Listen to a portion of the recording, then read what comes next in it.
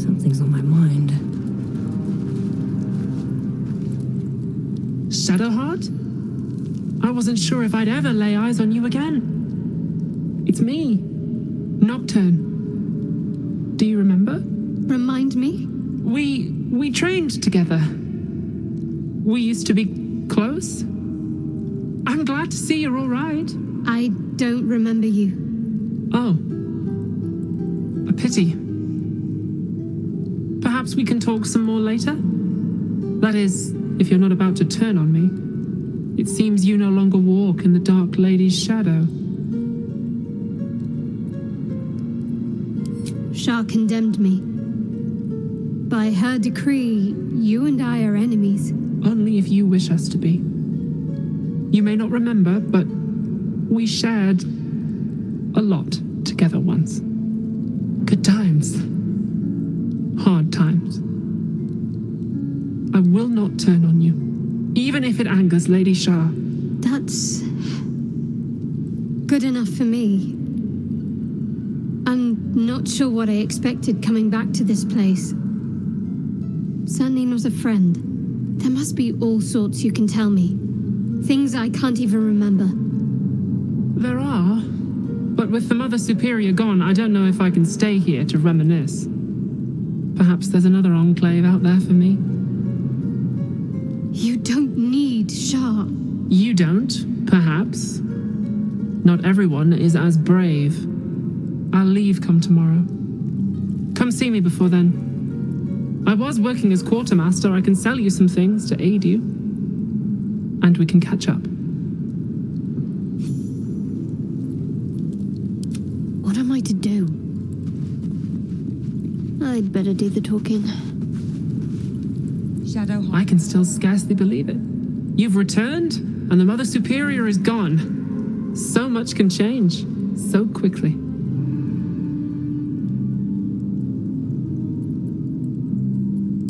Remains to be seen. This place is all I've ever known. In time, perhaps I'll venture out there, see what I've been missing. But for now, old habits die hard. Well, you had a pet mouse for a while. It was against the rules, of course. You used to hide him under your robes and feed him from your rations.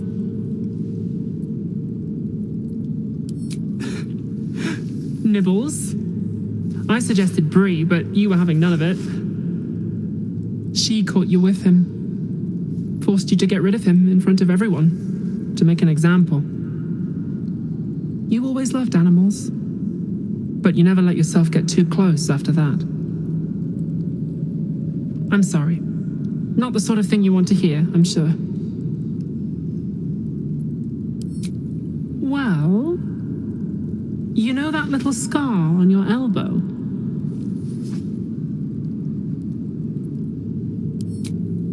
I was there when you picked that up. It was years ago when we were initiates.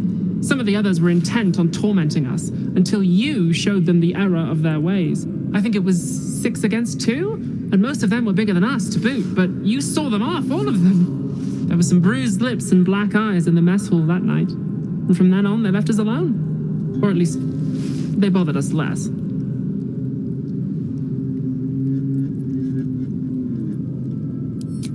Not at all. If anything, they seemed pleased your training was paying off. I never saw the Mother Superior smile very often, but she did then. I think she was proud of you. As for the scar, that was from a collision between your elbow and the teeth of a girl called Baldur. She was on the same mission as you. I suppose she won't be coming back. Just small things, silly things. The sort you'd scarcely recall even if your memories were left intact. You had a little hiding place that you went to when you needed to get away. You brought me there sometimes. We'd talk, play, read, do each other's hair.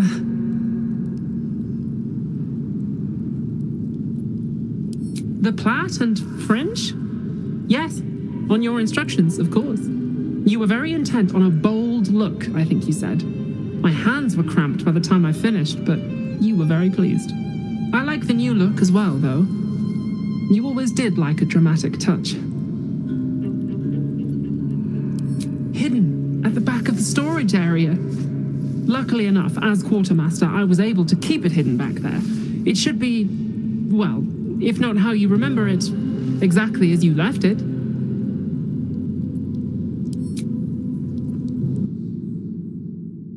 What path lies before me? These are all about me. 40 years of my life, documented like I was some sort of specimen.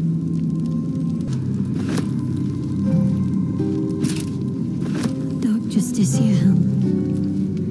I wanted one of my own so badly. Hard to imagine now.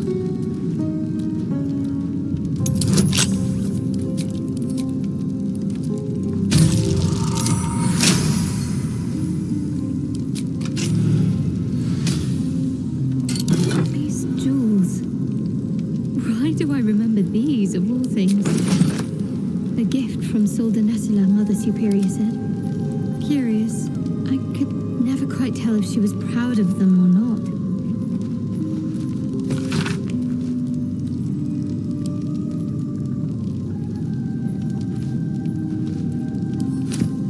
Githyanki. Part of the Sharan's preparations to seize the astral prism, no doubt.